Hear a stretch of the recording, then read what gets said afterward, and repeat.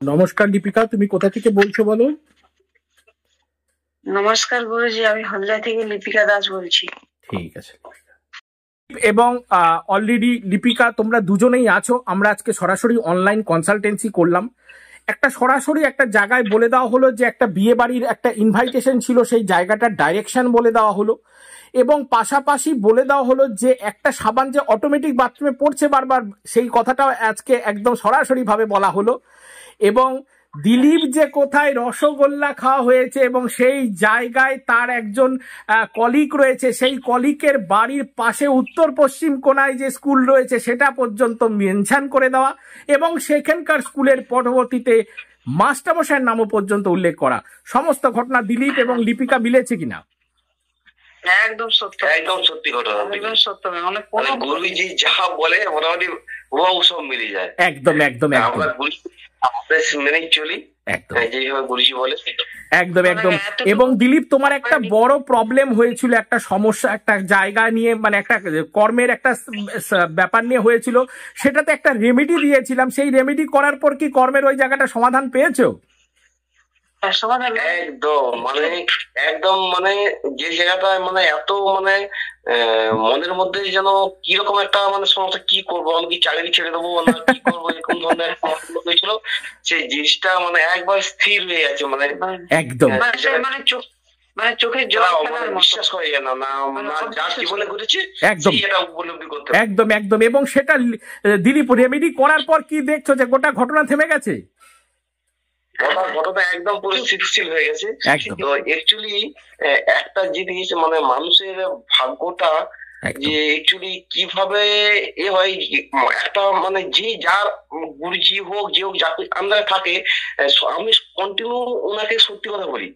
তার জন্য মানে এই জন্য আমার জীবনের এই পরিস্থিতি মানে খুব তাড়াতাড়ি এটা মানে সলভ হয়ে গেছে, মানে একটা স্থিতিশীল অবস্থায় এসেছে। একদম একদম একদম একদম 100%। এবং দিলীপ এবং লিপিকা, তোমাদের যে সমস্ত ডিভোশন এবং তোমার যে নিমগ্নতা এবং সঠিকভাবে ধরে ধরে রেমেডি করা এবং যেইভাবে রেমেডিগুলো ইনস্ট্রাকশন দেওয়া থাকে সেইভাবে করা, তার ফলাফল তোমরা এত নিষ্ঠা সহকারে করো, যার জন্য তোমাদের কিন্তু পাংচুয়াল ভাবে সেই রেমেডির উপযুক্ত যে ফলাফলটা সেটা তোমরা খুব ভালো মতো পেয়েও যাও, খুব তাড়াতাড়ি সেটা ফিল হয়ে যায় তোমাদের মধ্যে।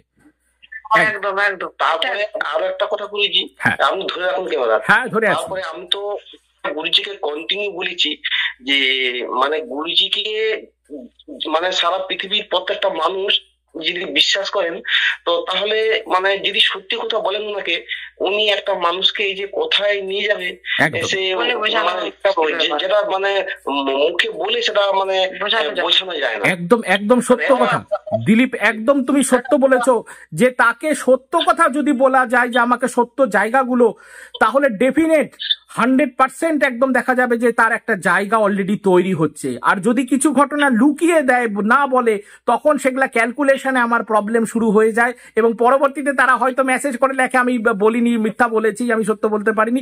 কিন্তু তোমাদের মধ্যে সেই ব্যাপারটা কোনোদিনও দেখা যায়নি, কারণ তোমাদের মধ্যে যা ভুল ভ্রান্তি হয়েছে সবকিছু আমার সঙ্গে সরাসরি বলেছো আমি প্রশ্ন করার সাথে সাথেই।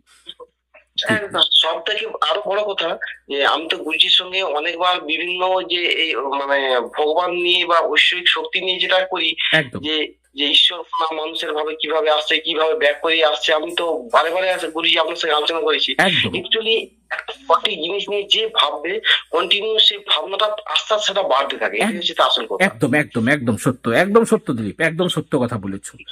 একদম তোমরা সকলেই স্যাটিসফাই তো দিলীপ এবং লিপিকা? একদম গুরুজি। আর একটা কথা, দীপিকার পড়াশোনাটা যেন ঠিকঠাক হয় লক্ষ্য রাখবেন।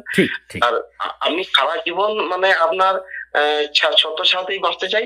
আর যখন অসুবিধা হবে আপনি বলে দেবেন, আমরা সেইভাবে আপনার আদেশ পালন করব। ঠিক আছে দিলীপ। দিলীপ এবং লিপিকা, হ্যাঁ বলো।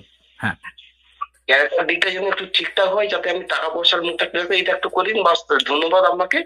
ঠিক আছে দিলীপ। আর তার মানে কি বলবো, আর কিছু মানে ভাষা প্রকাশ করা যাবে না। ঠিক ঠিক ঠিক ঠিক আছে দিলীপ এবং লিপিকা, তোমরা ভালো থাকো এবং আনন্দে থাকো এবং সুখে থাকো। জয় মা।